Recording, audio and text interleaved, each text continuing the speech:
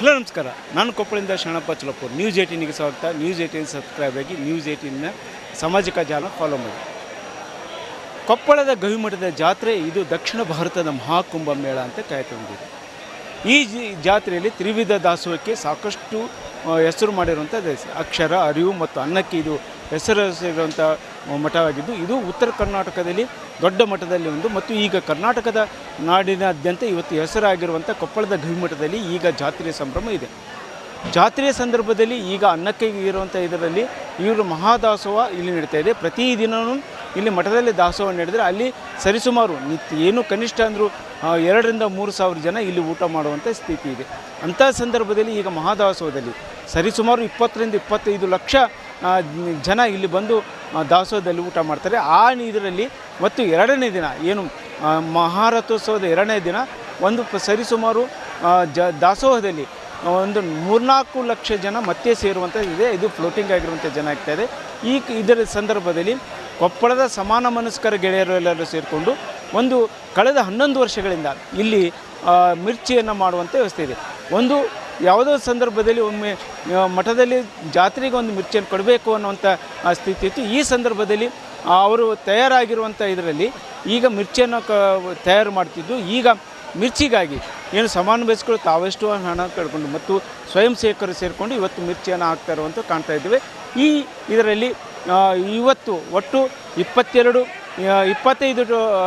Quintal ಕಡಲೆ ಹಿಟ್ಟು ಮತ್ತು 22 ಕ್ವಿಂಟಾಲ್ ಮೆಣಸಿನ್ಕಾಯಿ ಅಂದರೆ ಹಸಿ ಮೆಣಸಿನ್ಕಾಯಿ ಮತ್ತು 12 ಬ್ಯಾರಲ್ ಎಣ್ಣೆ ಮತ್ತು ಅಜವಾನ ತುಪ್ಪ ಈ ರೀತಿ ಎಲ್ಲವನ್ನು ಬಳಸ್ಕೊಂಡು ಇವತ್ತು ಮಾಡಿಸ್ಕೊಳ್ತಾರೆ. ಮುಂಜಾನೆ 5 ಗಂಟೆಯಲ್ಲಿ ಆರಂಭವಾಗಿರುವಂಥ ಮಿರ್ಚಿ ಸೇವೆ ಸಂಜೆವರೆಗೂ ಸರಿಸುಮಾರು ಏನು 10-10ವರೆಗೂ ನಡೀತಾಯಿದೆ. ಈ ಎಲ್ಲವನ್ನು ಕೊಡದೆ ಸರಿ ಒಂದು 5 to 6 ಲಕ್ಷ ಮಿರ್ಚಿಯನ್ನು ತಯಾರು ಮಾಡಿ ಇವತ್ತು ಮಠದಲ್ಲಿರುವಂಥ ದಾಸೋಹಕ್ಕೆ ಇರ್ತಾರೆ.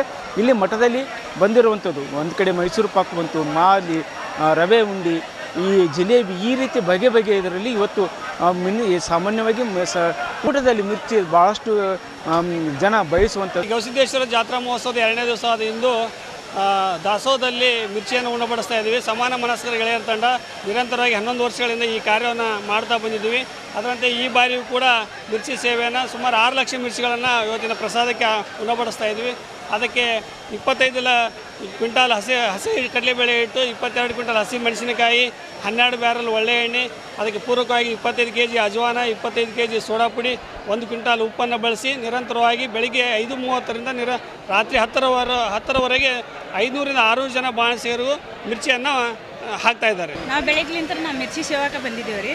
ಬೆಳಗ್ಗೆ 6 ಗಂಟೆಗೆ ಬಂದಿದ್ದೀವಿ. ನಾವಿಲ್ಲೇ ಇರ್ತೀವಿ. ರಾತ್ರಿ ಆಗಮಟನೂ ನಾವು ಇಲ್ಲೇ ಇರ್ತೀವಿ.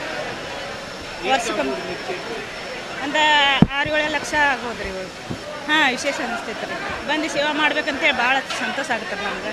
ಇಲ್ಲಿ ಬಂದ ಮೇಲೆ ಅಂತ ಮನೆಗೆ ಹೋಗೋಕೆ ಮನುಷ್ಯ ಆಗಂಗಿಲ್ಲ ರೀ. ಇಲ್ಲಿ ಎಷ್ಟು ದಿವಸ ಬಂದ್ರೂ ನಮ್ಗೆ ಚಲೋ ಅನಿಸ್ತೈತೆ. ಈ ಸಂದರ್ಭದಲ್ಲಿ ಮಿರ್ಚಿಯನ್ನು ನೀಡ್ತಾ ಇರುವುದು ಒಂದು ವಿಶೇಷವಾಗಿದೆ. ಈ ವಿಶೇಷತೆಗೆ ಕೊಪ್ಪಳದ ಗವಿಮಠದ ಜಾತ್ರೆ, ಅದರಲ್ಲಿ ದಾಸೋಹ ಒಂದು ವಿಶೇಷ ಅಂತಲೇ ಹೇಳ್ಬೋದು. ಶರಣಪ್ಪ ಚಲಪೂರ್, ನ್ಯೂಸ್ 18 ಕೊಪ್ಪಳ.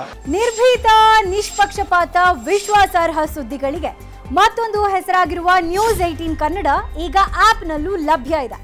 ದಯವಿಟ್ಟು ಈ QR ಕೋಡ್ ಸ್ಕ್ಯಾನ್ ಮಾಡಿಕೊಂಡು ಆಪ್ ಡೌನ್ಲೋಡ್ ಮಾಡೋದಕ್ಕೆ ಮರಿಬೇಡಿ. ನಿಮ್ಮ ಬೆಂಬಲ ಸದಾ ಹೀಗೆ ನಮ್ಮೊಂದಿಗಿರಲಿ. ಧನ್ಯವಾದ.